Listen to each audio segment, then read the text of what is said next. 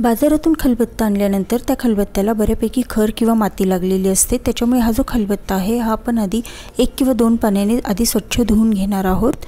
खलबत्ता पाण्याने स्वच्छ धुवून झाल्यानंतर आता ह्याला आपल्याला घासणीने घासून घ्यायचे। तर इथे तारेची घासणी वापरायची नाही, तर त्याऐवजी स्पंज किंवा व्हिडिओत दाखवली त्या प्रकारची घासणी वापरून हा खलबत्ता एकदा घासून घ्यायचा आहे।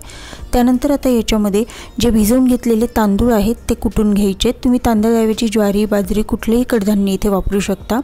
आणि हे धान्य कुटून झाल्यानंतर आता हे सगळीकडे खलबत्त्याला लावून घ्यायचं आणि 10 मिनिटांसाठी हा खलबत्ता असाच ठेवायचा। 10 मिनिटांनंतर हे जे तांदूळ कुटून घेतलेले आहे ते सगळं आपण हा खलबत्ता धुवून घेणार आहोत। तर सगळा खलबत्ता एकदा धुवून घेतला। आता ह्या खलबत्त्याला हळद आणि तेल लावून घ्यायचं आहे। ते एका वाटीमध्ये हळद आणि तेल मिक्स करून घेतले, ते ह्या खलबत्त्याला सगळीकडे व्यवस्थित लावून घ्यायचे। हळद आणि तेल लावून झाल्यानंतर हा जो खलबत्ता आहे हा असाच 1 दिवस सुकण्यासाठी ठेवून द्यायचा आहे। दुसऱ्या दिवशी हा खलबत्ता आपल्याला स्पंजच्या घासणीचाच वापर करून आणि त्यासोबत थोडासा लिक्विड सोपचा वापर करून घासून घ्यायचा आहे, कारण ह्याला तेल लावल्यामुळे तेलकटपणा आलेला असतो। तर त्यासाठी आपण इथे थोडासा लिक्विड सोप वापरलेला आहे। त्यानंतर परत हा खलबत्ता स्वच्छ पाण्याने धुवून घ्यायचा। आता हा खलबत्ता पूर्णपणे व्यवस्थित धुवून झालेला आहे आणि हा वापरण्यासाठी तयार आहे।